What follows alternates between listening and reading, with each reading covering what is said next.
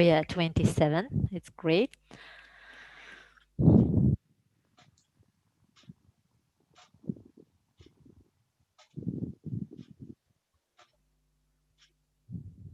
Yeah, we're live now.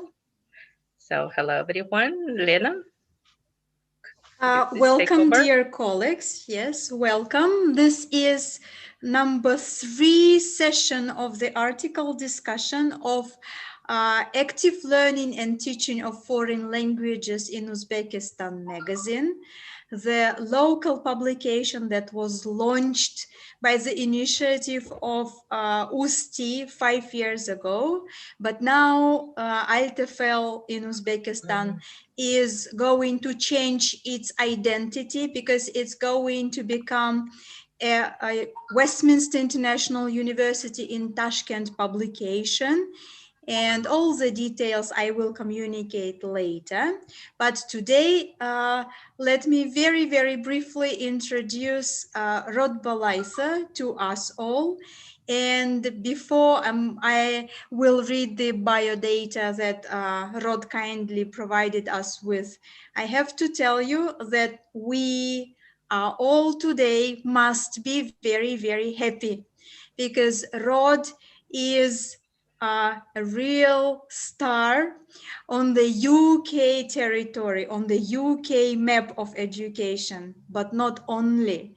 Because if there were a map of education in Uzbekistan that probably was created back in 2004, Rod would be the brightest star on this map because many of us in Uzbekistan were impacted and influenced positively by his kindness and his wisdom and his patience. And I will never forget how we spent 3 years crawling on our laps and doing exercises on the floor. And Rod was quietly sitting in the corner watching us doing this, never ever interfering and never ever providing us with the correct answers. Because if you think about education, probably there are no correct answers. And this is what we need to feel and appreciate.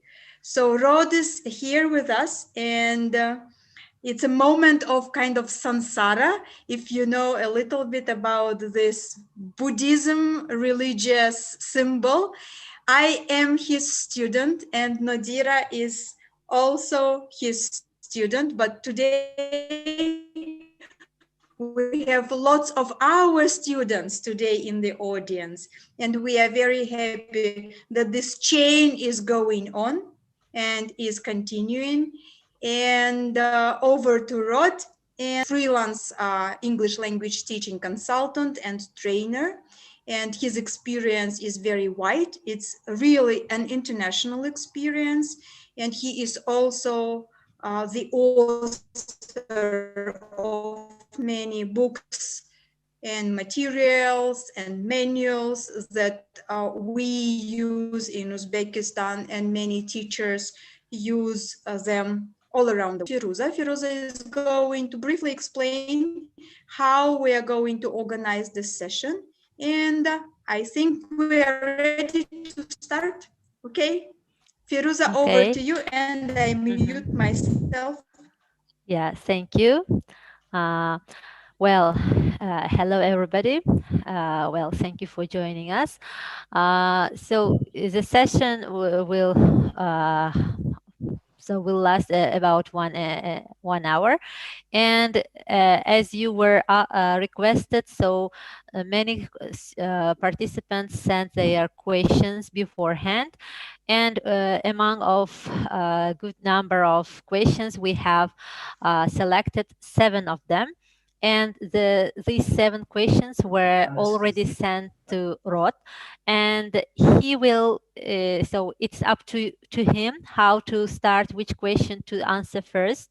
Okay.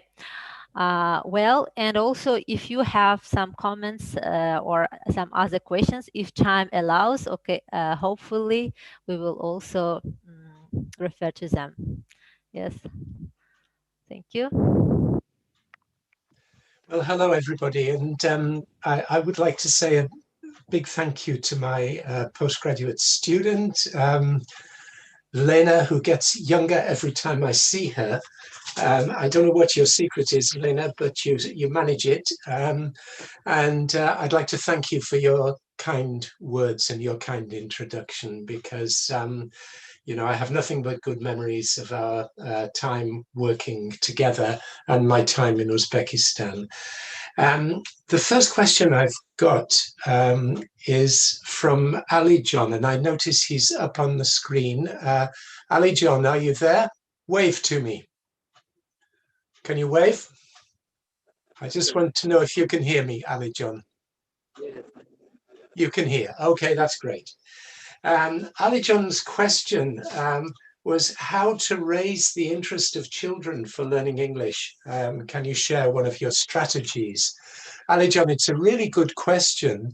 A little bit difficult for me because actually I don't teach young children, but I think if you start with a foreign language with children at an early age, they are naturally very curious. They're curious about the new language. They are proud if they can say some words in the new language, if they can go home to their parents and say, I can speak English. They're very proud when they're very young. And I think they don't need too much motivation at a very young age. They need a teacher who is lively, who will try different methods in the classroom, like chanting, rhymes, song, playing games, and so on at a very early age. And they begin to associate English with fun.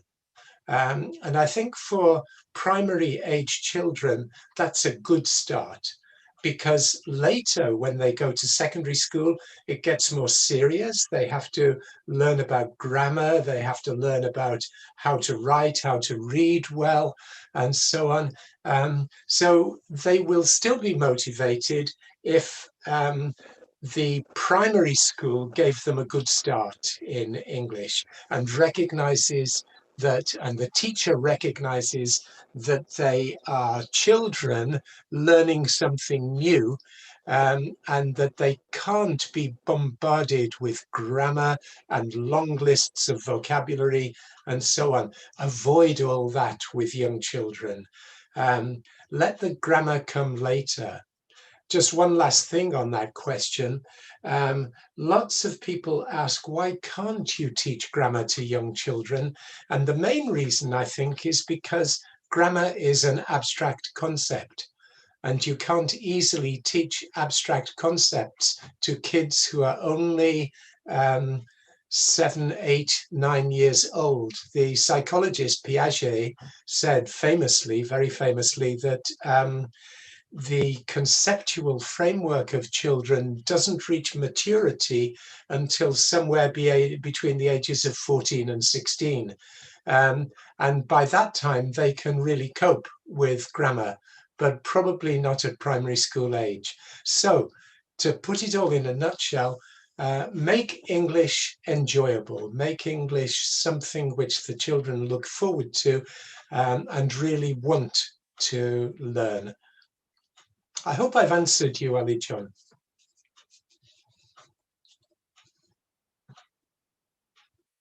Okay, the next question, it's an interesting one from Dinara Abdurrahimova.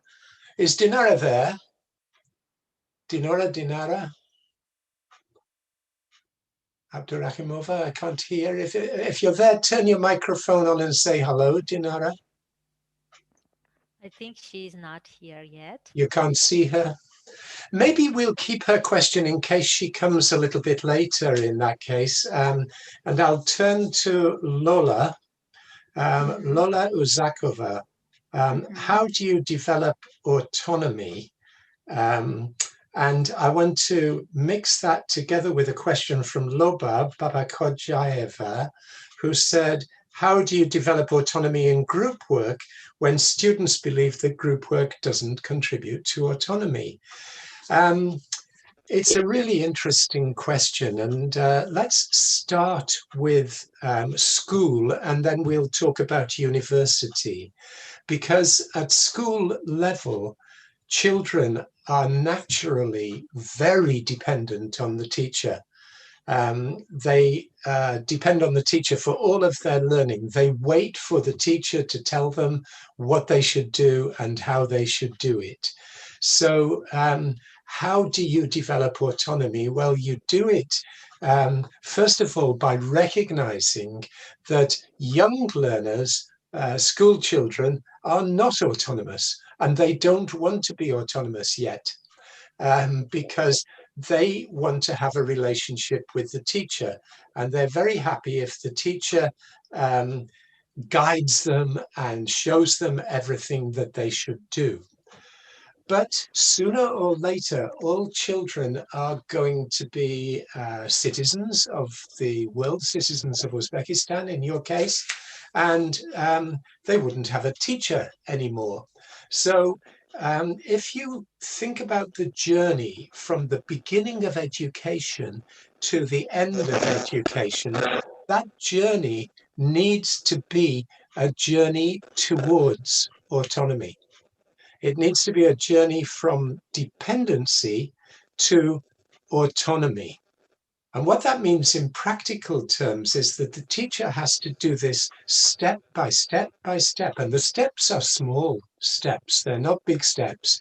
So by introducing, first of all, a little bit of group work and pair work in the classroom, where the responsibility, just for 3-4 minutes, maybe not longer, where the responsibility for a dialogue or for a role play is with the students and not with the teacher. So the teacher needs to give a clear instruction. The students then do a role play. Maybe it's a shopkeeper with a customer, or maybe it's, I don't know, maybe it's two friends together or something like this, talking about holidays. And in that role play, in that pair work, the teacher doesn't interfere. The teacher lets them get on with it. And then after 2 or 3 minutes says, okay, I'm going to stop now. And you're going to tell me, what did you say in your groups? And they report back what they said or how they said it. The teacher at that time may observe during the pair work or group work, may listen to the language that the children use, but it's better if the teacher doesn't interfere at that moment and simply lets them get on with it. If the teacher interferes, they will lose their confidence and they wouldn't make progress. Those group work and pair work activities can be made longer gradually as the children grow up. And they may also take more individual responsibility. And homework is an excellent example of individual responsibility. So when children do homework, they have to take responsibility for finishing their work and bringing it to school the next day to show the teacher. And that brings them one step further along the road to autonomy. When the children reach higher secondary level, and when they begin to go on to university, there are more steps which can be taken. For example, they can do peer correction exercises where instead of handing their homework, their written work, maybe an essay, maybe a letter which they wrote or whatever, instead of handing this to the teacher, they exchange with another student, and the students correct each other's work before it goes to the teacher. So they take a little bit more responsibility for peer correction. When there is a spoken task, they can give each other feedback. If they notice that their partner made a mistake, let them be responsible for pointing out the mistake to the partner. And so they gradually become more and more responsible to each other in their pairs. In a process writing approach, peer correction is an essential part of the process, where the first draft of a piece of written work is produced by an individual learner. The individual learner hands it to a peer, to a fellow learner, who corrects and gives suggestions and feedback. Then the first learner corrects and improves her work, and only later hands it to the teacher. And then finally, autonomy develops towards more independence when students have to do individual presentations, when they have to take full responsibility for a piece of work. And these moments are important moments in the life of the student. And the best thing that a student can say to a teacher at the end of school time or at the end of university time is, "Thank you very much, teacher. You helped me a lot. Goodbye. I don't need you anymore. Now I can continue my learning by myself." And that is the biggest compliment that a teacher could get. If a student says to a teacher, "Goodbye, I don't need you, I can learn by myself, I can be responsible for my own learning," the teacher should feel really, really proud, because that means she did a good job. She did the best possible job. I hope, just looking at Lola's question and Lobar's question, I hope very much that I managed to answer for you. Lobar, Lola, do you want to come back on that if you're there? Are either of you there? Lobar is joining us and she has a little bit of delay, but on her behalf, I think maybe a little bit more clarification is needed, not in terms of how to organize it, but in terms of students' perception, Rod. What she meant was that, yes, we do employ group work a lot, but we understand that through group work, our students can develop their autonomy and other skills. However, if you look at students' perception, they do not trust the group work. They do not trust each other. They would prefer the teacher to be the authority. And yes, we do employ it as a technique, group work, but if students don't believe in this value, what do we do? How do we act upon this? What are the mitigating, I don't know, things that need to be done? This is what she meant. Yeah, and it's a good, thank you very much for glossing that, Lena, because I can add just a couple of things which might be helpful. Firstly, simply to say to students when they do group work, to praise them and to take the focus away from mistakes. In other words, just simply to say, there is a time in every lesson when you just speak, and you don't worry too much about making mistakes. When you just speak. I'm getting feedback on the Zoom line. I'm not sure why. Now it's stopped. That's okay. Yeah, so they should be praised for what they do in group work. The teacher stands back, but at the end of group work gives them positive confirmation that they did good work, that they made progress, and that they don't always need the teacher. And always to stress the message, when you use English outside the classroom, there will be no teacher to help you. The teacher wouldn't be there. So there will always, it's like learning to walk. When a child learns to walk, there comes a moment where the child has to walk without holding mother or father's hand. And the analogy is a simple one to explain to students that this has to happen. I think the other problem which you face in Uzbekistan is a cross-curricular problem. It's simply that teacher dependency is in every subject across the school curriculum. And if it's only the English teacher who is trying to develop autonomy in the learners, then the learners may even feel a bit confused, because in some subjects, the teacher will still be the main presence for the students. And in other subjects like English, the teacher may be trying to develop autonomy. And this may feel like a paradox for the students.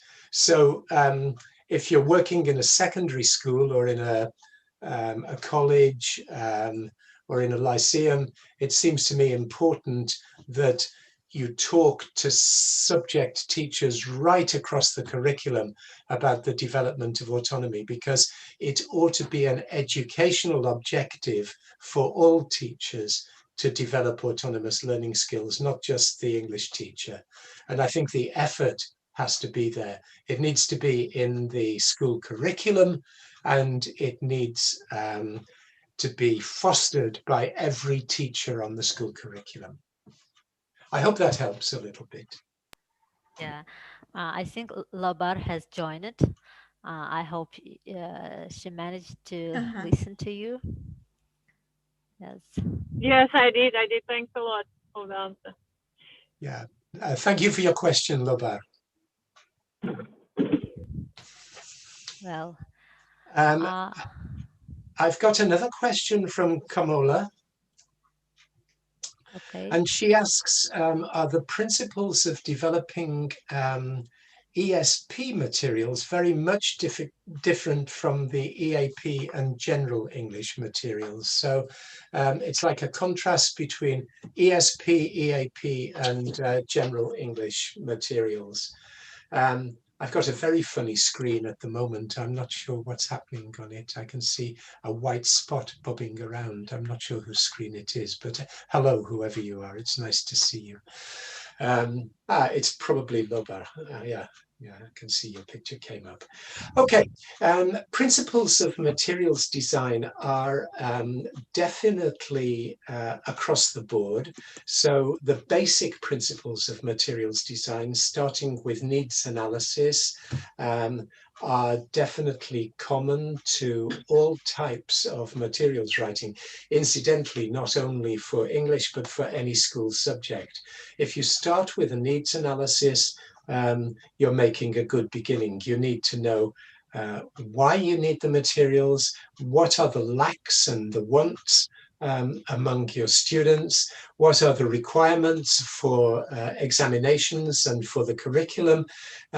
So you need a comprehensive needs analysis. How much previous knowledge do your students have, and so on. Those all work for all subjects across the curriculum, and also for EAP, ESP, and general English. However, and I think I said this in the article, when you're developing ESP materials, and indeed to some extent EAP materials, you may narrow down the language area of the materials by looking at the particular needs, the language needs of students in a particular discipline or in a particular occupational direction.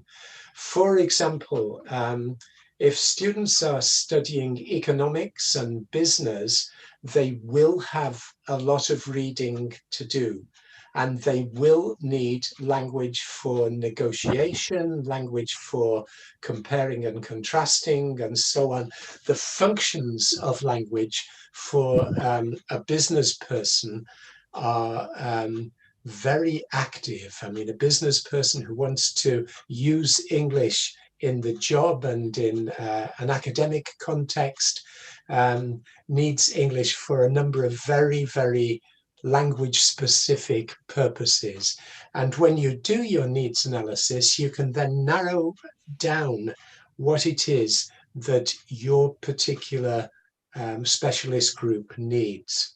Let's take natural scientists, for example. A natural scientist, let's say a physicist or a chemist, is engaged in experimental work of one sort or another. This means they have to make hypotheses, they have to test hypotheses, and they have to be able to write a report on their work after they have completed it. And this is quite a narrow focus in language terms. So the language of hypotheses, for example, is all concerned with if, with conditionality, with making good conditional propositions. The language which is needed for report writing, for example, is typically language which engages with grammatical items like the passive voice, for example. And so there are ways in which every single specialism has its own discourse. And the teacher of ESP or EAP has the responsibility of engaging with that discourse to find out how it works, what are the typical language features of that specialist discourse, and to focus a lot of attention on that discourse when teaching EAP or ESP. And it's both EAP and ESP in this respect. And as to the balance of skills, it's interesting that some subject disciplines don't require a great deal of spoken language. For example, pure scientists may be interested in reading a lot of research reports and writing articles for publication. This may be their focus. And that focus may be almost to the exclusion of listening and speaking. They may need very little concentration on listening and speaking. However, if one of those pure scientists wants to give a presentation at an international conference, you may need to work on spoken production and to help them with the language of presentations. So it all comes back to needs analysis. It all comes back to discipline areas. And that's why EAP and ESP are a little bit different from general English. When you teach general English, you are engaged in what is often described as English for no obvious reason. It's English for passing the school exam, or it's English just very generally. And it's a little bit like throwing mud at a wall. When you throw mud at a wall, some of the mud sticks. Actually, it happened in our garden this afternoon when Natasha and Maxime threw snowballs at the window. And some of the snowballs stuck and some of it fell away. And that analogy is the one which works for general English, English for no specific purpose. Some of it sticks, some of it doesn't. When you focus more narrowly in EAP and in ESP, there is a much higher chance that the mud will stick to the wall, or the snowball will stick to the window. I don't know if I've given a full enough answer for Kamola, but you may want to come back if you're there. Is Kamola there? Yeah, Kamola. Camila Tangirova. It's Camilla. And Camila Tangirova, yes. Camila Yeah. Tangirova. Now I've got it's her. Yes, Tangirova, Camila, yes. No, I think she hasn't joined. No. Yes. No, she's not here. Okay, that's a pity that the people who asked the questions didn't come, or some of them. Yeah. Okay, I've got here a question from Rosalia Zirianova, and she says, good textbooks exist, right? If they do, why should we, non-native English specialists, non-native English teachers, with our limited and often inaccurate knowledge of the language, why should we develop our own materials? Don't you think the quality of them will not be on a par with the materials produced by native speakers? And this is an age-old question, Rosa. Can I just check, are you there? Yes, yeah, I can am. see you. Yes. Hi, lovely to see Hello. you. Yeah, hi, great to see you. Yeah, it's an age-old question, and it exercises ministries of education, teachers and materials writers everywhere in the world, not only in Uzbekistan. There is a trade-off, and there is always a reason to go one way or the other. Let me look at it from both points of view for a moment, and then you come in and question me again if you feel I haven't covered everything. So let me start by saying international textbooks, globally produced textbooks, usually by British or American authors, have the huge advantage that they are written by native speakers. And the language in those textbooks is likely to be reliable.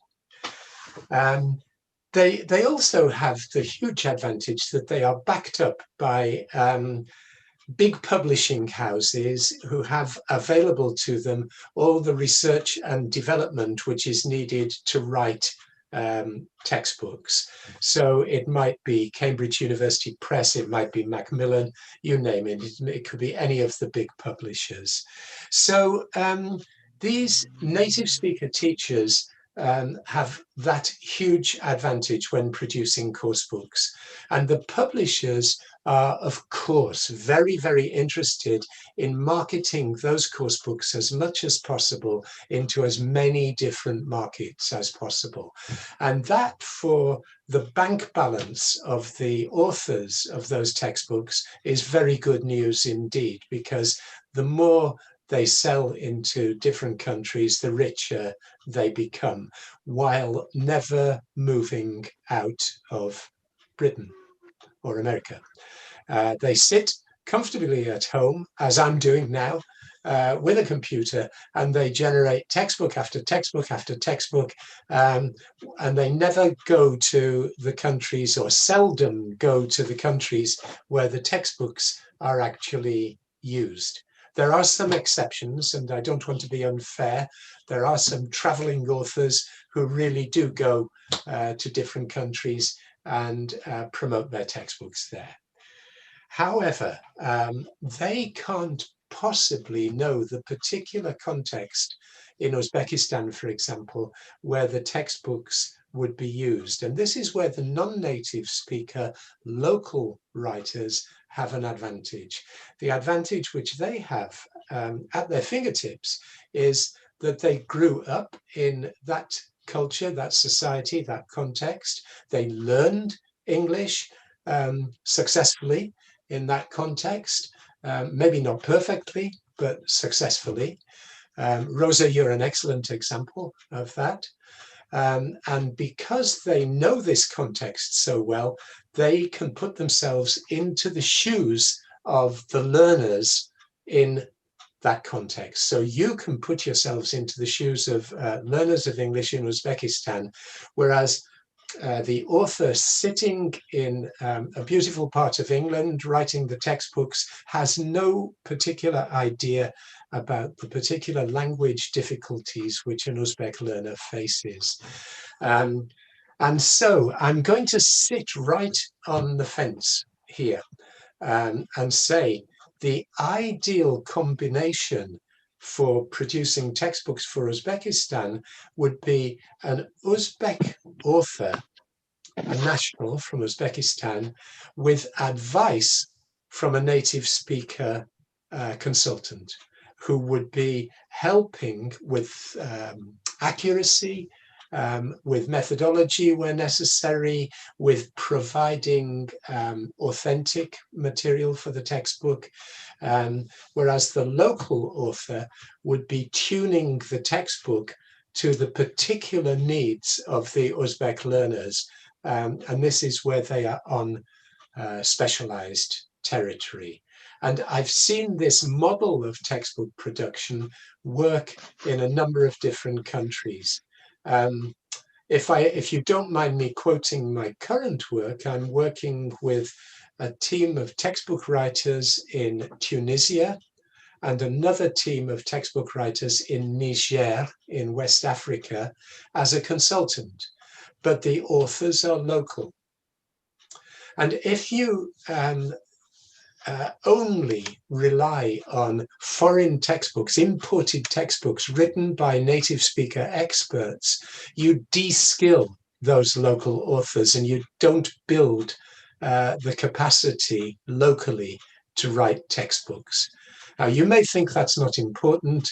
I happen to think it is important that textbooks should be written for local needs with guidance, if possible, from native speaker experts. And I really do mean experts, because it shouldn't just be native speakers who happen by chance to live in that country. It should be native speakers who know something about how language works and how textbooks and methodology work. So I'm sitting on the fence, Rosa, in answer to your question, happily between the two. I've tried to be as balanced as possible in my reply. Would you like to come back to me with a follow-up? Thank you, Rod. Thank you very much. I almost 100% agree with you. However, talking about not textbooks, not about course books, but materials for the lessons, for the seminars, we won't have this privilege of having an expert, a consultant from an English-speaking country.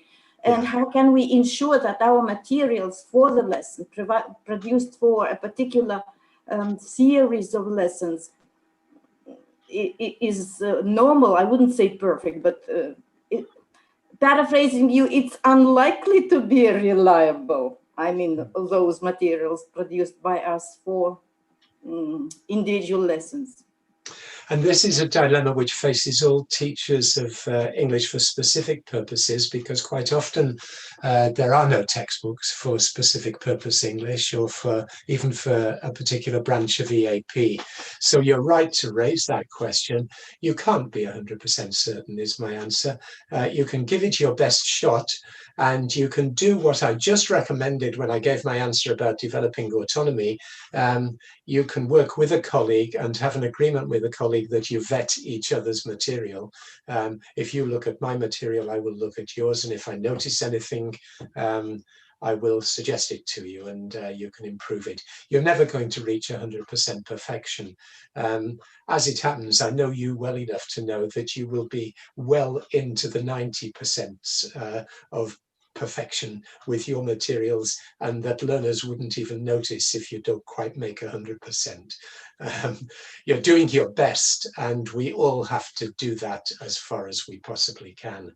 I think if your materials are pedagogically sound, and your materials would be because of your knowledge with methodology, if they're pedagogically sound, any small language divergences which are not quite perfect would be less important.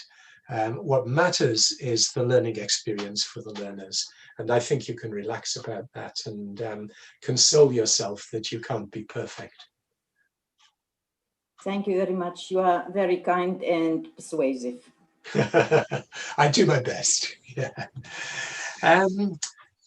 So I've got another question here, which Dinara asked, and I wonder if she's there. Dinora Abdurrahimova, is she there? No, I'm afraid she hasn't joined yet. But by the way, Kamila Tangirova has joined recently. Yeah, you have already answered her question earlier. Yeah, Okay. I hope so. Yeah. Kamila, if you can just wave. If you are here, your question has already been answered. Okay. Nice to see you, Camilla. Yeah. How are you? Well. No, she can't answer because her microphone is muted. That's okay. So yeah, Dinara's question, just to share it with you, was what's the latest news on teaching English as a foreign language? Wow. Was a very global question, a big question. And I think the latest news is that all over the world, this is now going on online rather than face-to-face, all over the world. Now, English classes are taking place online. So whether it's in the private sector, in the public sector, whether schools are open or closed, a lot of work is going on online, and teachers are having to learn how to teach English by distance methods instead of face-to-face. And most teachers don't like it. The ones I've spoken to all say the same thing. I miss being in the classroom. I miss my students. I miss the face-to-face contact. And I would love to be able to get back. And we will get back. We'll get back with our students, but it will take time. Our boy, he's 14 years old. He's doing all his classes, including French, which is a language, obviously. He's doing all of them online at the moment, and using exactly the same methods as you're using now, Zoom links and Microsoft Teams links and so on. So I think this is the latest news, and maybe we are all learning things from it, which we will employ even in our future teaching when we go back to teaching face-to-face. One thing is certain, this way of teaching and learning is actually beneficial for developing learner autonomy.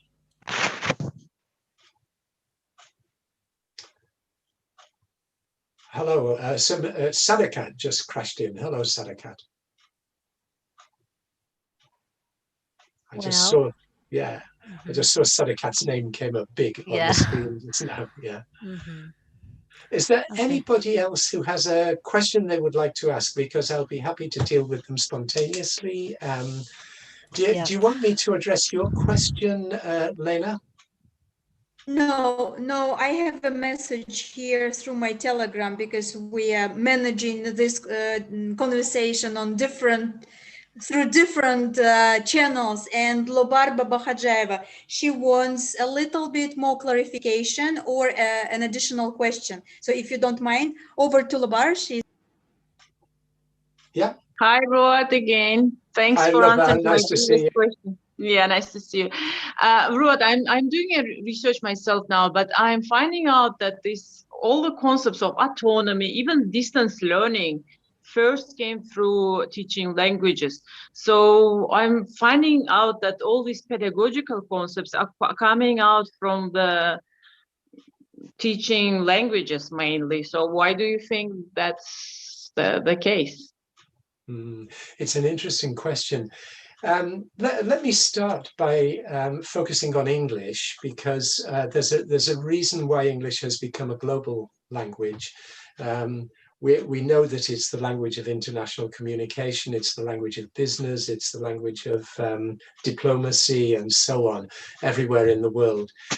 What that has had as a consequence is that it doesn't matter which country you're in. You can be in Uzbekistan, Russia, you can be in France, Germany, you can be in South America, Africa, anywhere.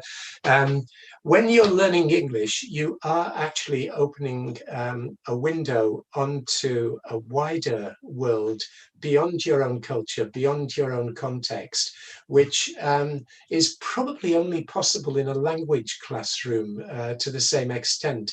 It's not easy if you're a teacher of mathematics or a teacher of physics to open your classroom window onto a world beyond. You are with your subject in your classroom, and your subject is physics, your subject is maths, and your objective is to bring children to a standard in maths or in physics which enables them to pass the examination. So if you like, those subject teachers are constrained by their subjects. As language teachers, we are engaging with other cultures. We are metaphorically, if not physically, we are sending our students into a wider world, into a world where people communicate through the medium of English. We're preparing them for that world. And the maths teacher or the physics teacher is really in school terms, in education terms, only preparing students for the examination, to get through the exam and to get to university or to get to a job afterwards, in which they can show that they have a certain standard of maths or a certain standard of physics as a basis. It doesn't maybe occur to a maths or a physics teacher that they should develop autonomy in their students. It may not be for them a priority. They may not have had a discussion about autonomy. And the reason why that seems to have happened in English is the one I've tried to outline now. It's just, it seems to English teachers that they are preparing students to stand on their own 2 feet in a foreign language, to be able to survive in a foreign language, to be able to hold a conversation or send an email in a foreign language without a teacher being present. So that objective is there in the mind of an English teacher, whereas it may not be there to the same extent in the mind of teachers of other subjects. So that would be my explanation, Lobar. I don't know how you feel about that. And do you have an opinion? No, that I don't have an opinion, but all I am searching at the moment, and all I'm finding is all these new technologies and new methods of teaching and learning, all coming from languages. So I find it interesting and fascinating. But yeah, I agree with what you're saying. Yeah, I think that's the reason. I think it's the basic reason, you know. Once we emphasize that we're learning a language not just to pass a school examination, but in order to communicate with people beyond schooling and beyond university, once we accept that, then we have to develop autonomy in language teaching.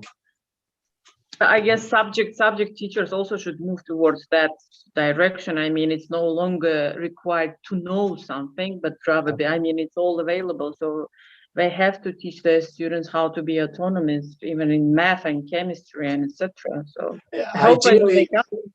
ideally, you're absolutely right, and you've made that point very well. I agree with you. Yeah, but thank you for the supplementary question. It was a good one. Thanks a lot. Thank you. Thanks for answering. Yes, thank you, Rod. We have so many questions, so people are sending in private that's great as well.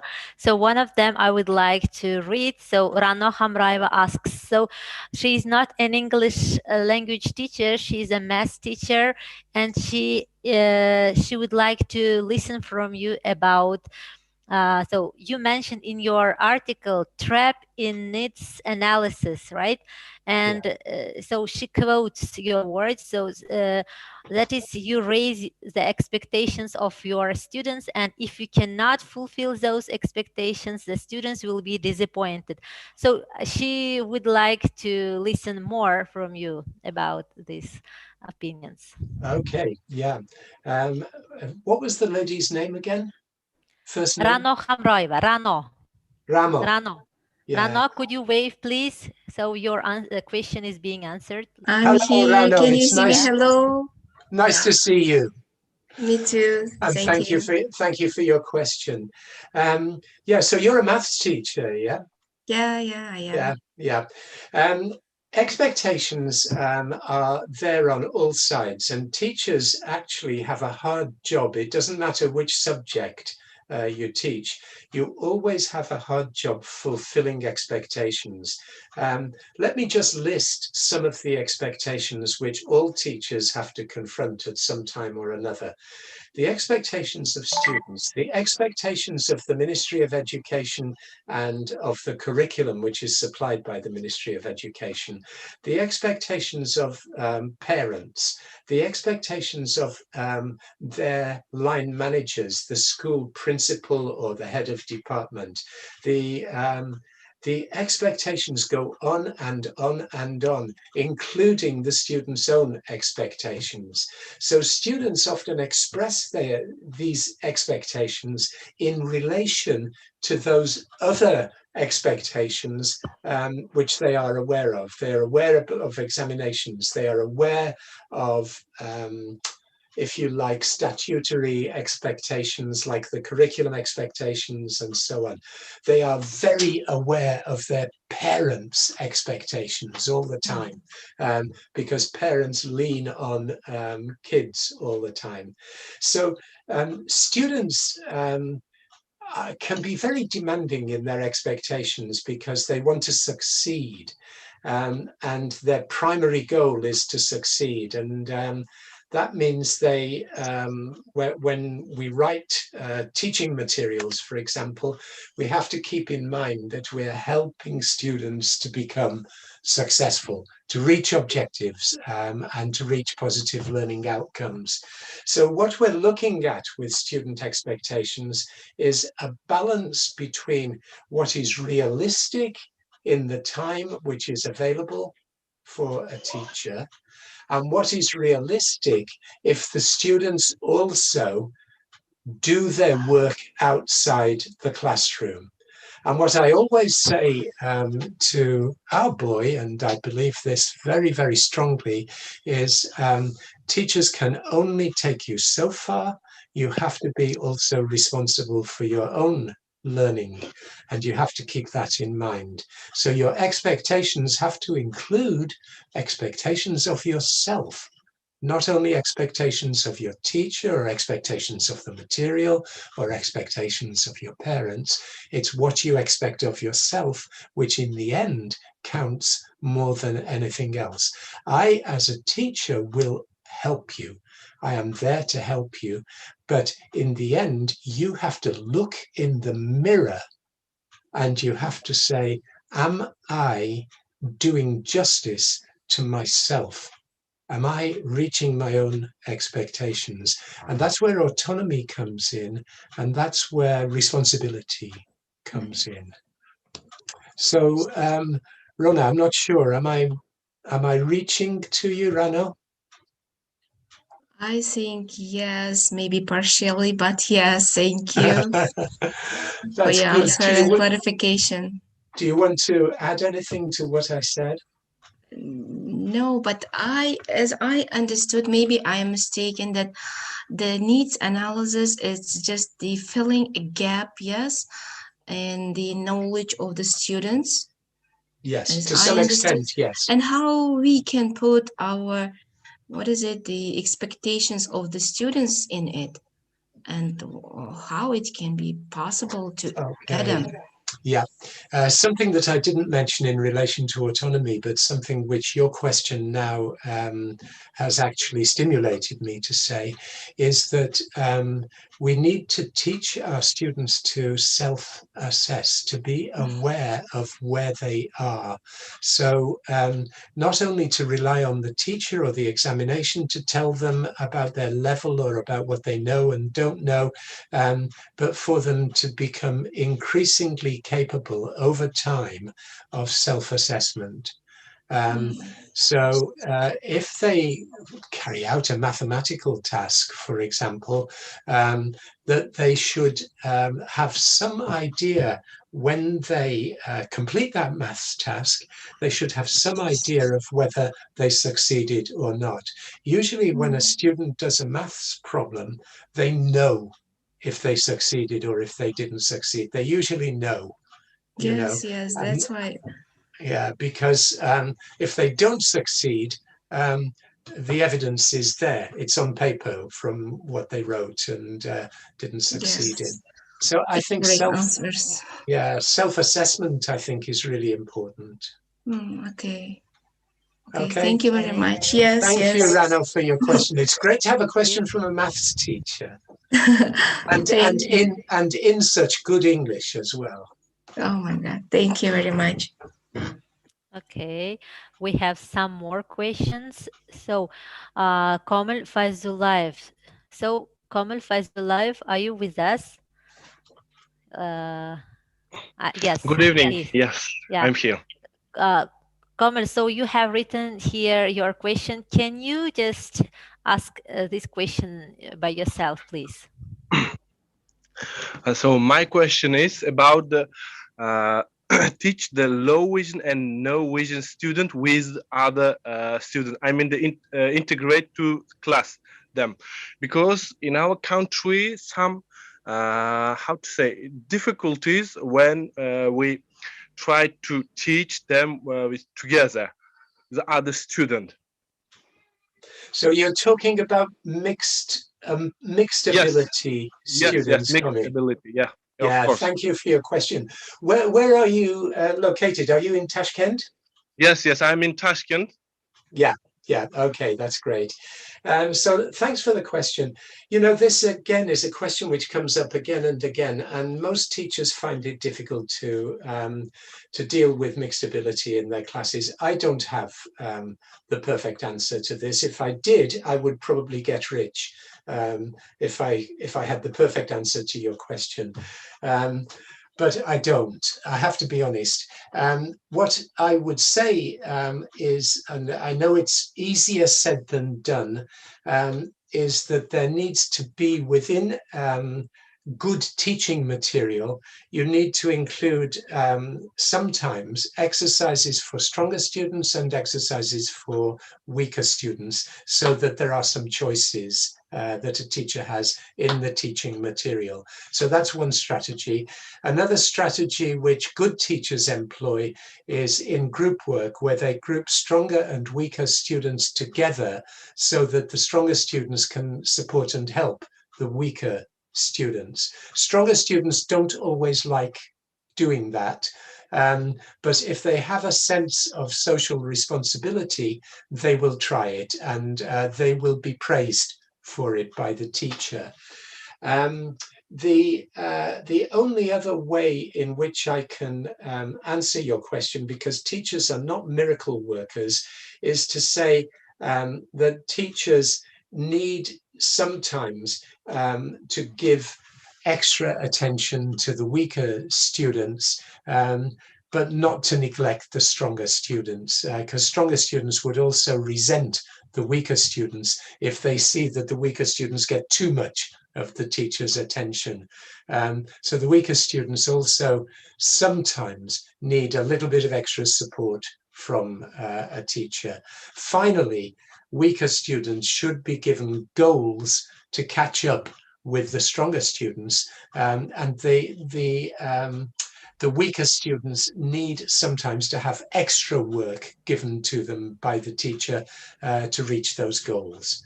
Komi, I'm not sure if I've been able to answer your question fully, because I don't have the magic answer, unfortunately, for your question. Do you want to share any ideas? No, thanks for your answer. I mean, I want to ask another way, how to prepare the materials for them. I mean, to teach fastly. I mean, how to say in English? How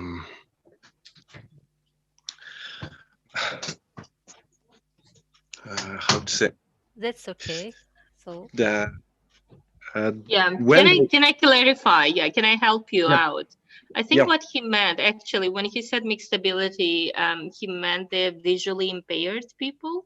Okay. Right? And how to ensure the inclusivity in education, how to include them, to teach I'm them. sorry, I didn't understand that. Nadira, thank you so much. And how to develop materials for it. Yeah. I have to put my hand on my heart and say this is a specialized area of expertise. I don't claim to know the answer to that question. If I did, I would let Komi know straight away, but I can see that Lena has her hand up and probably has a contribution to make, probably much more useful than mine. Kamil, just a piece of information for you. What you are asking is a huge area in itself. And if you are not familiar with the concept of UDL, which is Universal Design for Learning, this is a very powerful concept that helps to appreciate the diversity of students in terms of ability and disability. And if you wish to learn about it, next academic year, Westminster International University in Tashkent launches a master degree in education. And one of the subjects within this master degree is going to be about inclusive teaching and all about this universal design for learning. So if you are interested in studying a little bit more about that, there is going to be a whole subject for one semester that will look at everything related to ability and disability inclusion into the classroom learning environment effectively. Okay. But yes, Thank it you. is an area in itself. It's a huge area. And I don't think that none of us here are specialists in this area. And we have a person who will be teaching that subject. And that person has been through a series of trainings already, because this is not very, it's not like this to understand all the concepts about inclusivity and inclusive teaching. Okay, I am muting myself. Thank you. Thank you. Thank you for your question. Thank you for your answer. Okay, thank you, Kamil, Thank for you, your Kamil. interesting Great to see question. you. Yeah, Rod, I would like to ask one more question as continuation of Kamil's question. So the question comes from Umida Juraeva. So I will I see read. it. I see it. You Yeah, can you it's read in the it? chat. Yeah, yeah. Yeah. Is Umida there? I think yes. Yes, I am here. Hello, everyone. Hello, Umida. Yeah, and thank you for your question. I'll read it out for everybody, but it is in the chat box, and it's the last entry in the chat box. In our country, disabled and kids who need special assistance are taught in separate school. What do you think? Should those children be included into ordinary schools, and how will it benefit their learning achievements? I can only answer from a UK perspective, Umida, and that is that in the UK we have a policy of inclusion, and as far as possible, special needs children are integrated into mainstream classes, but within those mainstream classes, they also have the support of what's called a special needs tutor, a special needs teacher.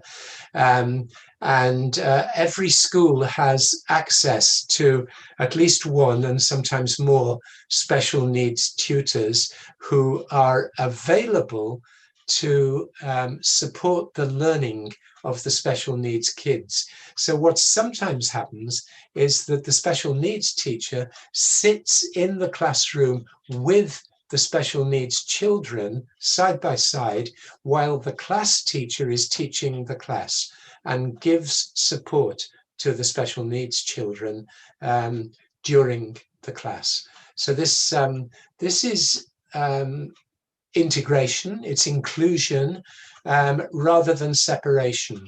And it's only the very extreme cases of special needs where there is a behavioral problem, for example, a very disruptive behavioral problem in a child. That child may permanently or temporarily be schooled outside the mainstream of education. But most children are included. Most are included. So I can only answer really from a UK perspective. I don't want to use the word should about Uzbekistan because it's your business in Uzbekistan to decide on the policy from that point of view. It's not up to me to say what should happen in Uzbekistan, but that's what happens in the UK. And I can see one more question, Firuza. Can you see that from Sherali Kolov? Yes, yeah, we have this question and we have earlier question. Can we first answer Oybek Kurban's question and then refer to the next one? Of course. So shall I read the question myself? Yes, please, Firuza. Yeah, it is in the chat, but still I will read for you. So the question is about authenticity. So sometimes it is difficult to achieve authenticity of materials when meeting the local context requirements where these EFL materials would be used. For example, when developing lessons on local customs, holidays, food, etc. How can materials on such topics be made as authentic as possible? Okay. Yeah, thank you very much. I think, did you say Oybek Kurbanov? Yes. Where are you, Oybek? Are you here? Let me see you.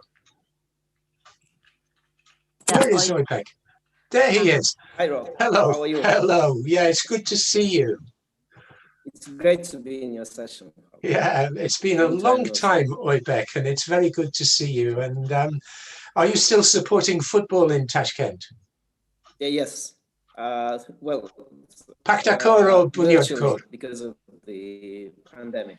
Yeah, Paktakor or Bunyodkor? These days it's Nasaf.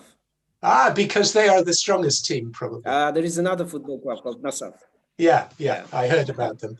Okay, it's lovely to see you. I should explain to everybody that Oybek used to take me to football matches in Tashkent, and he was my guide when we went to watch the national team and also to watch Bunyodkor playing in Asian Champions League. You will remember, which I remember very well. So about authenticity, I think the answer is there is always a compromise, and the compromise is fine.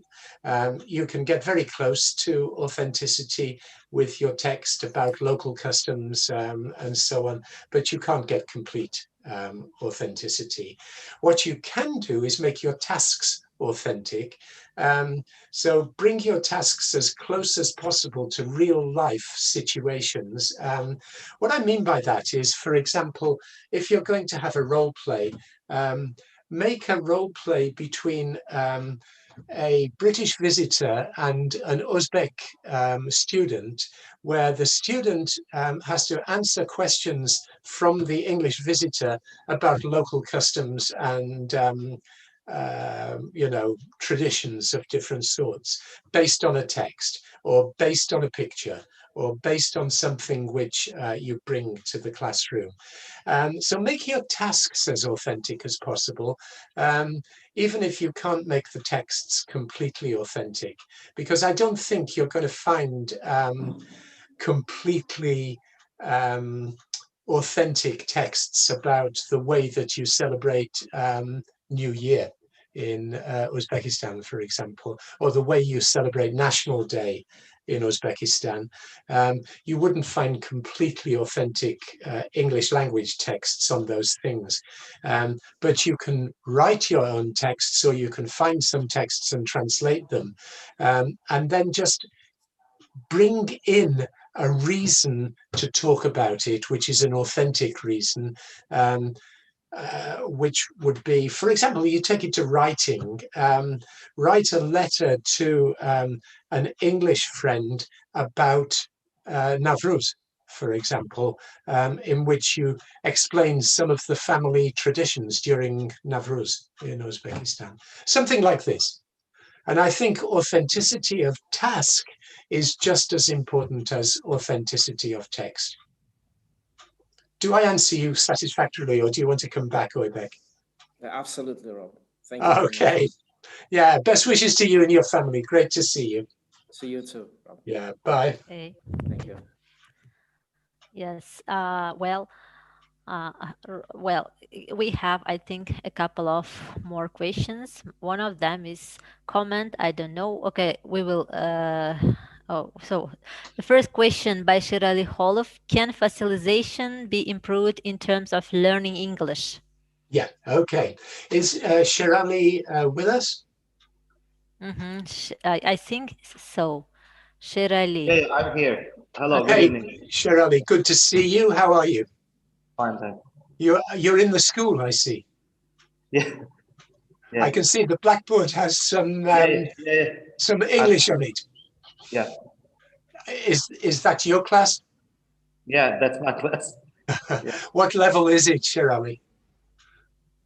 For intermediate students. For what? Intermediate students. Intermediate students. Yeah. Okay. And what kind of school do you work in? English language center. It's here. English language center. Private school? Yeah, private school. Private school. Okay. In Tashkent?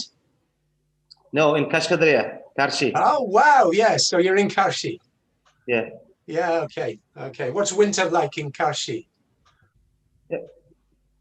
So. It's sometimes cold, sometimes warm. Yeah. But, yeah. Okay, yeah. So you've talked about fossilization, and your question addresses what to do, I think, about fossilization. Are there some particular mistakes which your learners make which tend to be fossilized? Yeah, probably. I mean, I've heard. While I read some kind of articles, I read that critical period and with the ages. For example, some students come here who are over 40 years old. They have the same mistakes. That's why I'm in here. Is it possible to prove it? Okay, so it happens in older students typically. Yeah. Okay, yeah, that's good that you say that.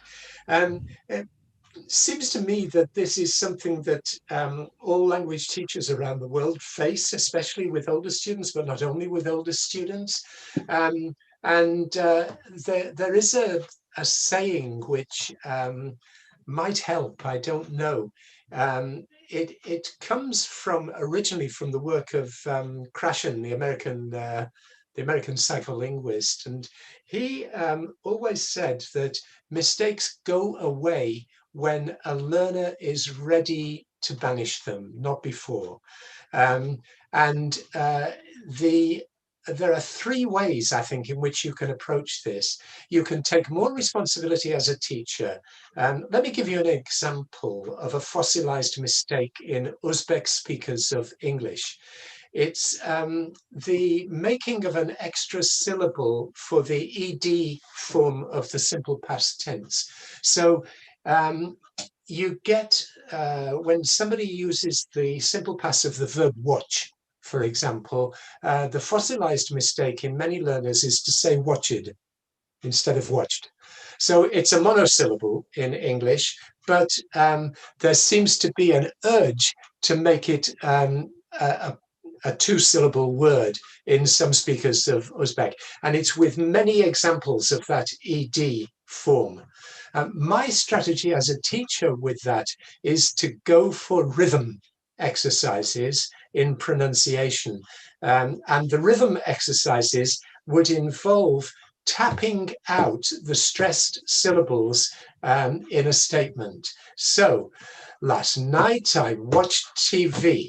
Last night I watched TV. Can you hear my taps? Yeah. Last night I watched TV. So that would be a way of addressing that fossilized problem. I would use rhythm. Yeah, that would be number one. Number two would be to get students to record themselves speaking. So in group work, for example, when you set group work with your class of young 40-year-old students, would be to say, okay, we're going to record your group work session today. And after the recording, I want you to listen to it, and I want you to pick up on your own mistakes. I will give you a hint, if you like. Your mistakes are in the area of pronunciation, or your mistakes are in the area of grammar of verbs, or something like this. Now listen and pick up your own mistakes. And think about those mistakes and think how you can improve them and take responsibility for them yourself. So I would be asking students to listen to themselves. And then the final one, which may be in writing, just to give some variety to my answer, would be that as a teacher, I would not correct my students' mistakes, because if I correct my students' fossilized mistakes, they will not think about them. They will just accept my correction. So when they write a homework for me, I would underline those fossilized mistakes, and I would say in the next class, you are going to tell me why I underlined your mistake. Why did I underline that mistake? And I want you to correct it yourself. I don't want to correct it for you. I want you to take the responsibility. So the student gets the homework back from you in the next class, and you say, we are going to have 5 minutes now in class where you look at what I underlined in your work, and you are going to self-correct. And if you can't self-correct, you may ask me, but I think you can. That's how I would approach fossilized mistakes. 3 simple suggestions. Does that help a little bit, Shirali? Yeah, thanks so much. It's clear. Okay, great. Nice to meet you. Thanks. Yeah. Another one, Feruza? I think no. I think we have successfully covered all the questions. Yeah. So I hope everybody is happy with the answers they have received. Thank you so much, Rod. So, Yelena, would you like to speak more? I just wanted to wrap up this session with a quick question, Rod, to you about the feedback. The initiative that we are all doing at the moment comes from Nodira. Usually she sparkles us with ideas like this. What do you think? Very well. Yes, yeah. yes. She is full of energy. I don't know where she gets this energy from, but we are trying to support her as much as we can. So if you have any feedback to us about this specific initiative, which is article discussion in the magazine, or if you have if you have any suggestions, what else we can do to improve this type of activities, I think we would be very grateful to hear your ideas. I will get back to you for sure. And can I say a big thank you to all 3 of you, Feruza, to Lena, and to Nodira. You know that part of me is always in Uzbekistan, and I'm always very, very happy to engage with teachers, fellow professionals in Uzbekistan at any time. So one part of my feedback is simply to say thank you for giving me this opportunity to stay in touch with people who I love working with. Yeah, thank you. I would like to tell, I would like to invite you to our further article discussions. We would be honored if you could participate in some more discussions, if you don't mind, of course. Feruza, at any time, you just ask, I'll be very happy to do it. Yeah, it was a real pleasure. Yeah. Thank you. No, and pleasure to see you all. Okay, so bye for now, eh? Bye, Nodira. Bye, Feruza. Thank you so much. Yeah, Rod. Goodbye to everybody. Yeah, bye thank bye. you so much for doing this. Yes, and thanks everyone for coming and joining us today. Organizers. Have a nice evening. Thank you. Yes, thank you for participating. See you in our next sessions. Yeah, bye now. Bye. Bye. Thank you. Goodbye. Goodbye. Lots of goodbyes.